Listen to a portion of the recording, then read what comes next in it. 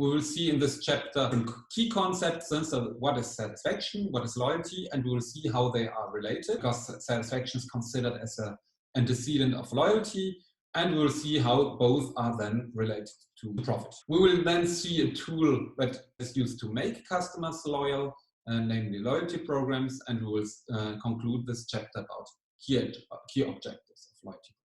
So let's have a look on the satisfaction, loyalty, profit chain. You can see here that value is created through the product, value is created through customer service, and value is created through employee performance or relationship performance. Firms have three vectors marked to create value for the customers: the product, the service, and employee performance. These are antecedents of satisfaction. So satisfaction is influenced by product, service, and employee performance. Satisfaction influences retention and loyalty is the antecedents and influences customer lifetime value and customer equity. So satisfaction is actually a positive disconfirmation between product expectations and real performance. If you expect on a scale between 1 and 10, you have an expectation of 8, and if when you consume the product or the service, you perceive it as 10, then you have a positive disconfirmation between what you expect and what you really. For example, you go book a hotel, you expect actually you have no breakfast, so you have no particular expectation, but finally the hotel is offering you the breakfast, or you book a standard room, and finally the hotel will offer you a superior room. Then you will have a positive disconfirmation between what you expect and what you really perceive. You will be highly satisfied. If the performance is higher than your expectations, then you will have high satisfaction. On the other side, if you expect more than you perceive, for example, you expect a 10, but you perceive only an 8, then you will have weak satisfaction. It will be a negative disconfirmation between product expectations and real performance. In this case, you will have dissatisfaction. So, for example, if you have booked a superior room, but finally the hotel will give you a standard room, or if you have booked a room with view on the city and you have a room with a view on the backyard, then you will expect more than that you finally get, and you will have a negative disconfirmation between what you expect and what you really perceive. It means that you will be highly dissatisfied. Antecedents of satisfactions are actually the performance. So we evaluate our experience in terms of product experience, in terms of service experience, in terms of employee performance, how the employees perform the services. So for example, if we take an airline, we evaluate clearly performance, how the flying attendants produce the service, and it influences directly our satisfaction.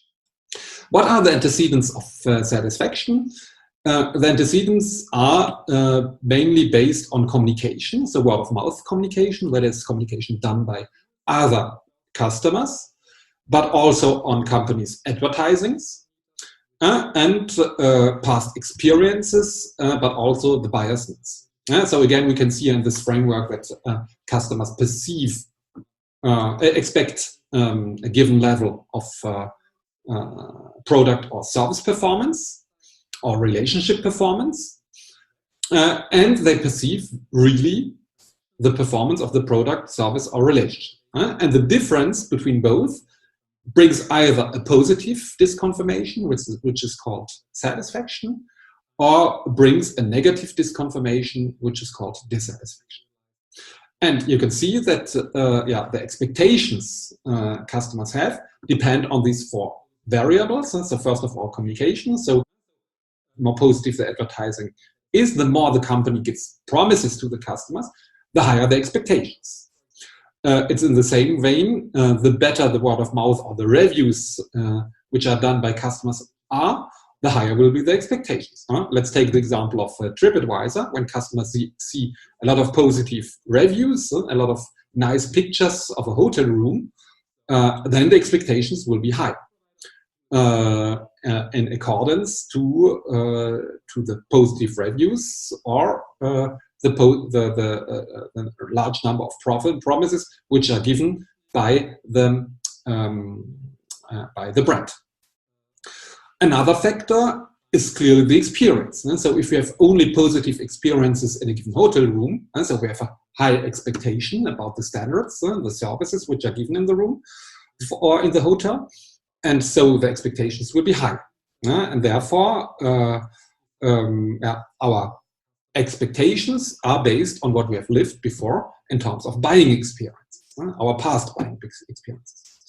And last but not least, there are our needs and the buyer's needs. So the higher the needs, the higher the expectations. So if we book a room for a honeymoon or for a holiday trip, we clearly have higher expectations than if we book it only for one hotel night, one night. If we want to stay only one night, and actually it is less important what we perceive for this night. So according to buying situations, according to buyers' needs, customers have given expectations. And past experiences and needs are strongly related also to the buyer's incomes. So if the income is higher, the expectations are generally also higher. But it's also related to age. So younger customers have fewer experiences and sometimes also, and mostly also lower needs, lower expectations due to less exigencies in terms of their needs. That is why these factors are important to consider when valuing expectations, product and service expectations. So clearly, firms have to pay attention how they influence the expectations through communication, companies and customer communication, but also they have to take into account the former experiences and buyers' needs that customers have. We measure satisfaction. Satisfaction is measured with 3 tools. The first of the tools are customer satisfaction barometers, which are measured through surveys, survey-based method, which is generally based in at all different touch points. For example, when a customer is placing an order on a website, he or she will be surveyed about the website experience and transaction that happens on the website. So transactional experience. Then a couple of days or weeks later, satisfaction survey is done about the delivery satisfaction if the product has arrived at the right time, and a final satisfaction barometer can be realized once the customer has product experience through, for example, an incentive to do a positive product review. First tool are customer satisfaction barometers or customer satisfaction surveys, which are also used by airlines, for example. After each flight, customers are surveyed about their experience based on a tool which is called SurfQual. The second tool is mystery shoppers, customers which are sent by the brand to observe the service provider. This tool is mostly used in the service industry. So these mystery shoppers are acting like a real shopper and will observe the service providers in order to detect dysfunctioning in the service delivery process of the service provider. And finally, the third tool are customer lost surveys. Firms measure how many customers are lost in a given period, which is an indicator about dissatisfaction. And the firm can then decide to contact the lost customers in order to see if these customers defect because of dissatisfaction or change of needs. And so again, there a customer satisfaction survey can be administered. And so 3 tools: customer satisfaction barometers or surveys, mystery shoppers, and lost customer surveys.